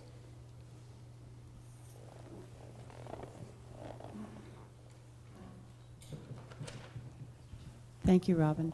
Well, I have a question, or actually, I'd like to hear the comments from both of you. Clay, you made a brief allusion to some of the views on Highway 6 heading south of Mandan. And I'm looking at this picture here, and I'm just wondering, it is paved right to that overlook above Breen when you're looking down on the Cannonball, and it is just phenomenal. It's as cool as this, and it's paved. It wasn't on either of your list. And it's paved, Clay. I'm not against pavement. I'm just glad we have these freeways that take most of our traffic. But if you get off the freeway, let's just take from Medora to Fargo. If you get off the freeway and go 3 or 4 miles south, you have to take dirt roads to do this, or 4 or 5 miles north, it is a fundamentally different journey across the state, because the engineers for the NP put the railroad on the path of least resistance through the state, and the freeway has followed, and power lines and everything. That makes perfect sense to take the smoothest place. The most famous example of that is eastern Wyoming, down near Casper or down near Cheyenne and Laramie, where they actually have this ramp that takes you up into the Rocky Mountains because they chose exactly where to put the road. But the good news is that facilitates traffic. The bad news is that gives you the least scenic North Dakota. And if you just try sometime to cross the state, even on Old Highway 10, Old Highway 10 is a fundamentally different journey between Dickinson and Bismarck than the interstate.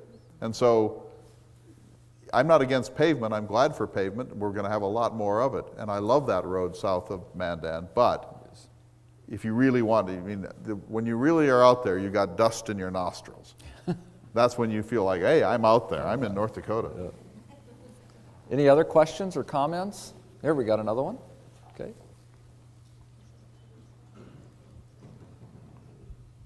I'd like to direct this question to Clay. Uh-oh. Approximately 10 miles south of Elmont, and then 2 miles in, there's a private ranch there, and they call it Berry Ridge. And I've been there, I've seen a lot of Indian, the circles, and so on and so forth. But to the west of that, there's a place called the Three Sisters. Have you ever heard of that, Clay? I have not. What is Okay, it? and I was told by the ranchers out there, and you can see it from the highway as you're coming from Glen Ullin, going east. There's three. It's the most perfect upside down W you've ever seen, but you've got to be able to spot it. But I've been told that's been very sacred to the Mandan Indians. In fact, I don't know if they did a baptismal, but that's what I was told. The women in the summertime would take their children there. So, I mean, that's something that's, I mean, I've been told about this probably 15, 16 yeyears ago. Never really did any research, but I thought if anybody knew, you would. I wish I Thank did. you. I've seen it on the map, but I've never been there. That country, if you go south of Mandan and then kind of wander around south of Hart Butte into the buttes near Mott and Hettinger, that's some amazingly remote country out there, and that's probably going to be unspoiled because it doesn't seem to be in the center of any of this industrial activity until you get to Scranton, and there's coal there. But that's some, I mean, that whole southern part of North Dakota, all the way east to Wahpeton, that corridor is astonishingly beautiful in its own way. But one of the things I felt guilty about in putting this together, Larry, goes right to this gentleman's question, and it's on the sacred places. You know, where are the sacred places in North Dakota to Native peoples? Well, this Medicine Rock near Leith, certainly. Writing Rock up near Crosby is another one. There are places on the reservation that are sacred, but I would have a very hard time making a list of these places. That's a mistake. I mean, we should ask the Native peoples of North Dakota to teach us a little bit more about sacred places, because there are lots of them. For example, Sitting Bull's actual homeland was the Little Missouri River south of Medora, and that's where he invariably wintered when he could. That country is now heavily industrialized by traditional oil development, but that's some of the most remote country in North Dakota. We don't know much about that. There's also there are sacred places up near Garrison Dam, some of which have been inundated and some of which haven't, but there's no adequate list, or there's no common understanding of these sacred places. And that's probably a mistake, and we should get an inventory of that from Native Americans before we go much farther with this set of industrial boom, so that if there's a genuine burial spot or a place where there was a famous Sundance or something, we could try to say, could you position the rig over there, not here? More questions? Another question over here, Rob.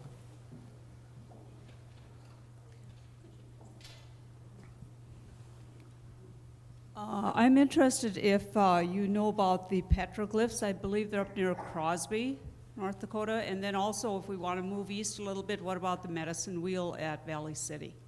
I don't know the Medicine Wheel at Valley City, do you? Nope. It's up near the winter show up there. I know about the petroglyphs, but I'm going to try to I'm going to talk to Scott Davies and David Gipp and some others, and Gerard Baker, and to try to produce a little list of sacred places and go visit them. I haven't been to most of them. That'd be a good idea. Nancy had a question, I think, right down here, Robin. We should probably quit. If you stand at the intersection of State Street and Divide and look south, and then off to the west just a hair, there's a butte off on the horizon. What's the name of that On the butte? western or southern? Southwest. That's the Little Hart Butte. Is it? That's that little sort of nipply butte that's south of Bismarck, 15 miles. When I moved to town, I told my realtor I wanted a house where I could see Little Hart Butte, and she found me one. And then somebody built a 2-story house, and And it really, and you know, I mean, it sounds nutsoid. I'm sure you just think I'm some kind of an extremist, but it, Well, I do. it wounded my sense of being here because I wanted to get up in the morning and see that You place. wanted to build a house here, and somebody built here and obstructed your view, but you've already obstructed somebody's view to the north of that. How adult of you, Larry. You know, I just I never thought that before. No, because progress, I'm a great proponent for progress. I'm a great proponent for smart progress, and I think that's what you were talking about. Well, let me take you seriously, Okay. okay? I mean, just really seriously, and I want you to talk and not just throw this back. Okay. What does your North Dakota look like in 2050? I mean, honestly, lay it out. What does it look like? Yeah.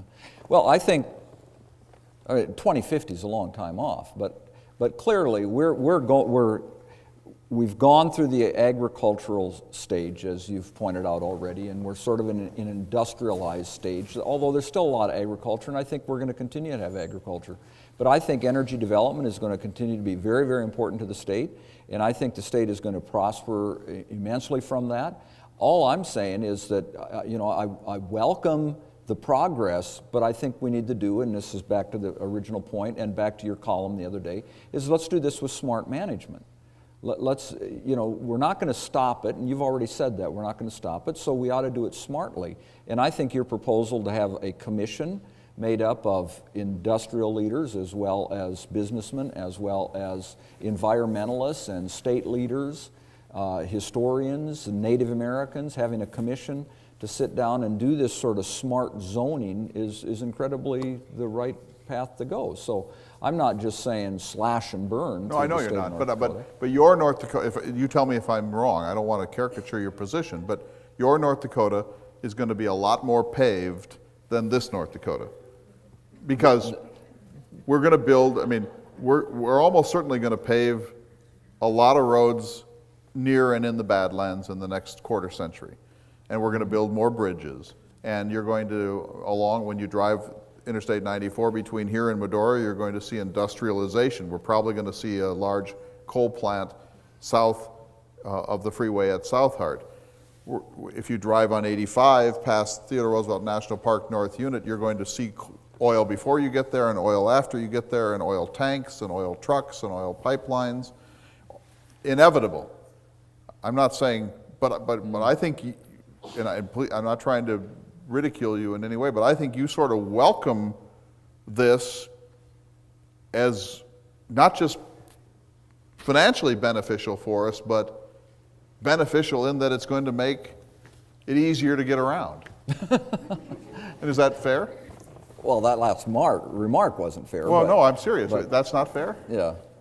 No, I think the state is going to be immensely prosperous. And I think, we're all benefiting from this right now. And so, I'm a little suspect of saying, well, we don't want the progress, but we want the wealth that comes with the progress. And the alternative is to say we don't want the wealth, that we don't want this progress because we don't want the wealth, because we want to keep this pristine as we love it. And I say we do it smartly. No, and that's what Art Link said. Art Link said, I mean, you've recited this 100 times, but when Art Link is saying, we're going to share our wealth, we're going to do it, but let's do it smartly.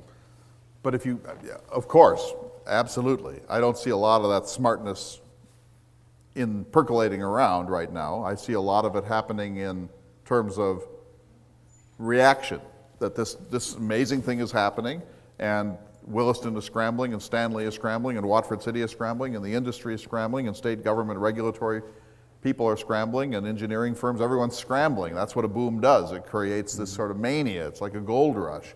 And when that happens, we know from, you're a historian, all rushes create craziness. For example, in Williston, this is anecdotal, but I heard that the number of 9/11 calls went from 6,000 to 16,000 in a single year. It's going to go way higher than that. If you look at a man camp, Killdeer is one of my favorite places in North Dakota. It's maybe the most cowboy town in North Dakota. It's always been this kind of marvelous cowboy town. If you go there today, there are man camps. And those man camps are containers from freight trains that have been converted lightly into dwellings. And they sit cheek by jowl in these camps. And you have to imagine some 22-year-old kid from San Diego or from Houston who works hard all day, and he comes back to a metal house that's not as big as from the steps to you. There are no recreational facilities for him. There are no women. There's very little to do in Kildare except drink, which is what he's going to do. And you have to put, I mean, you're saying progress, but progress doesn't sound like a man camp to me, and it doesn't sound like blight. It sounds like progress is when you say, how can we manage this thing to do it really smartly? But I said that. Smart management. I think that's what your commission is Yeah, about. but when I'm out there, and I haven't spent a lot of time out there, but when I drive through it, I'm not thinking, just saying oh, it's not smart being done. management, smart management. But you're saying it's not being done. Yeah. Yeah, Don't we want to try to do that? I agree with you. But you're saying progress, progress, progress, and I think there are a lot of people in this room that are thinking, yeah, but not so sure. That maybe progress is, I mean, obviously we're happy that we're rich and we're happy that we can do all sorts of things that we couldn't do before, catch up with teachers' salaries and blah, blah, blah. It's all important. But and I'm not trying to accuse you of anything, but this mantra of progress comes at a very large cost.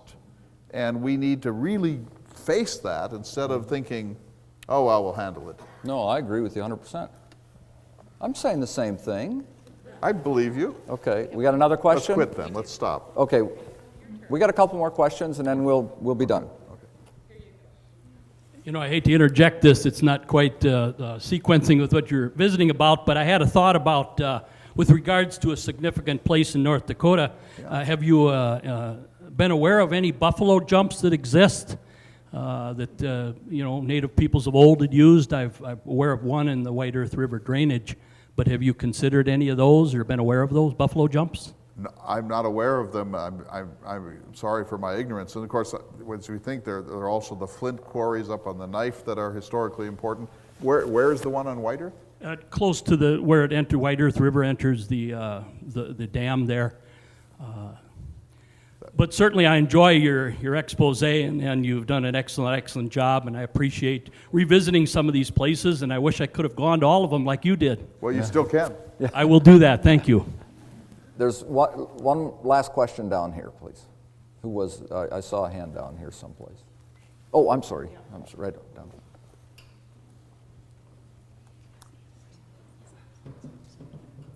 I appreciate everything that Clay has to say about the development in the western part of our state. It's the most beautiful part of our country. I love every part of it. My grandparents homesteaded north of Williston. My mother was born and raised on the farm north of Williston. I go from Bismarck to Williston to visit relatives 2 or 3 or 4 times a year. And all of my favorite beautiful places, north of Beach, north of Dickinson, north of Belfield, north to Garrison through Partial, they're all destroyed. You cannot go there anymore and enjoy the beauty of it. And that's a horrible price. My cousin is selling the farm north of Williston because he can't live there anymore because it's just an awful place to live. This is progress.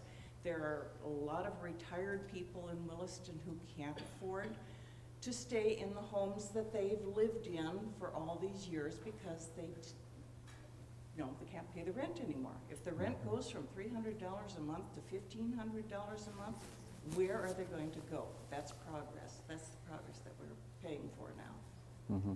Well, I appreciate that a lot. If Art Link were here and he were 45 years old, and who doesn't wish that were true right now? But if Art Link were here, he would be saying, we're going to do this, but we're going to do it right. And by right, we're going to take profit and put it below sustainability, quality of life, and stewardship. And he'd say, we'll figure it out. We'll figure it out how to legislate it so that we can do it right. And maybe it won't happen quite as fast, and maybe we won't get quite as rich, but we can make this resonate with the values of the North Dakota agrarian people rather than just see it as this windfall that we had better get on board with or it's going to go somewhere else. And I think that that's what's missing in the current climate. There's no question that this is going to happen, but it seems to me that we could be saying, hey, we're North Dakota. We're not Texas. We're not Alaska. We're farmers. Almost everyone in this room has links to agriculture, a family farm somewhere. That's who we are.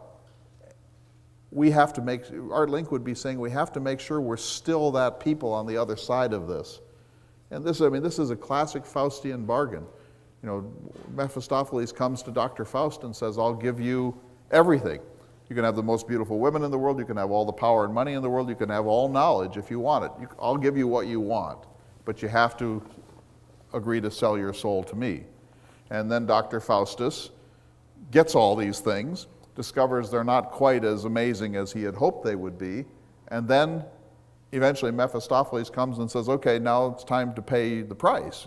And Dr. Faustus tries to wiggle his way out of it because he wanted the benefits, but he didn't want the cost. And I think that we're in this position in North Dakota where we've seen a couple of booms come before.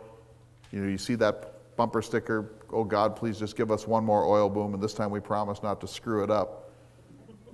I think we're all afraid to kill the goose that's laying the golden egg, and we're in danger of saying, have at it, when we could be saying, hey, this is our state, we're gonna determine the terms of engagement. And if those terms of engagement don't suit you, and we know they will, then you're gonna have to consider going somewhere else. But I don't think that's in our spirit. And I'm really alarmed by that quality of resignation that I see in the state.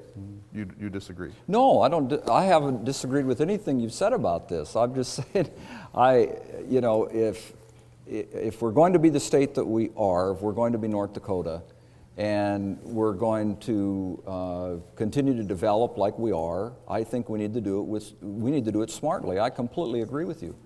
But you know, I'm really interested in North Dakota's changing. We've had this discussion many times before. We're going from this agricultural state to now moving into this industrial state.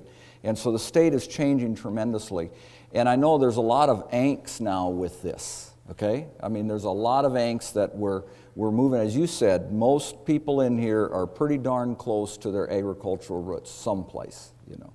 And I think there's a lot of anxiety for that. And so I'm reminded, however, that those of us, many of us in this room that are connected to the homesteader families that came out here, came out into a pristine prairie that the Native Americans would have said, oh my God, the neighborhood, look what's happening to it.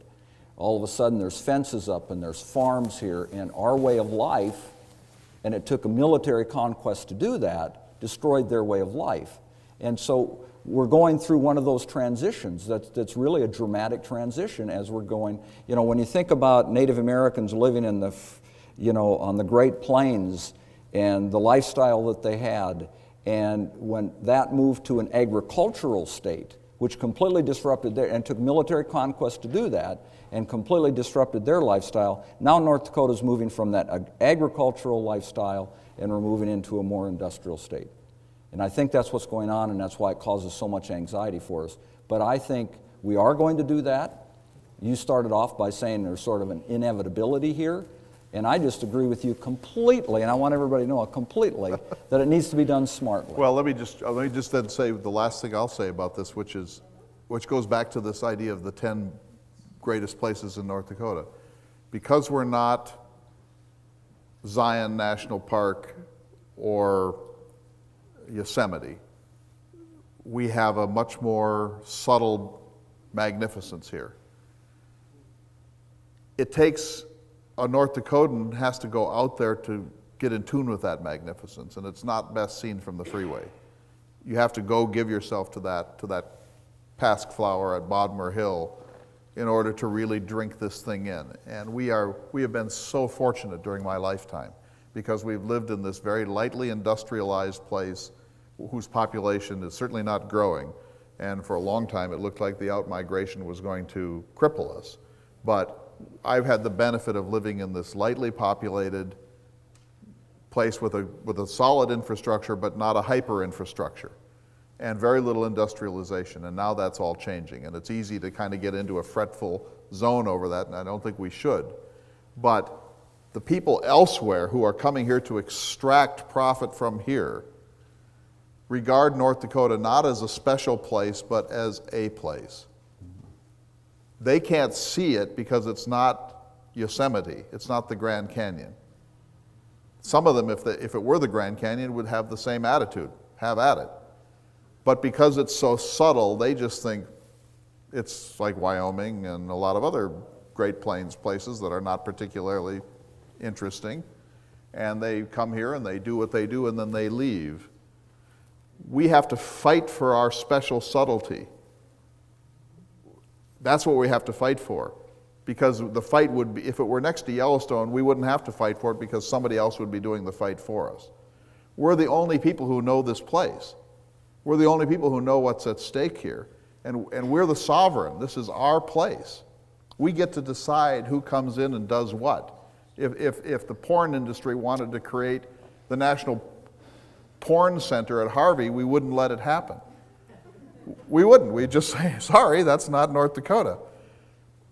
We can choose how we want this to unfold, and if we don't, the subtlety of this place will get eaten alive in a way that it wouldn't in Montana. That's my point.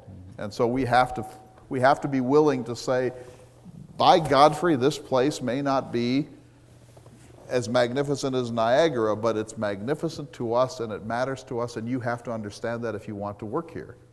Don't you think we could do that? I liked your idea some time ago where you talked about these welcome packages for everybody to talk about how valuable the state is to us that have to live here and That want to live here. That want to live here. That want to live here.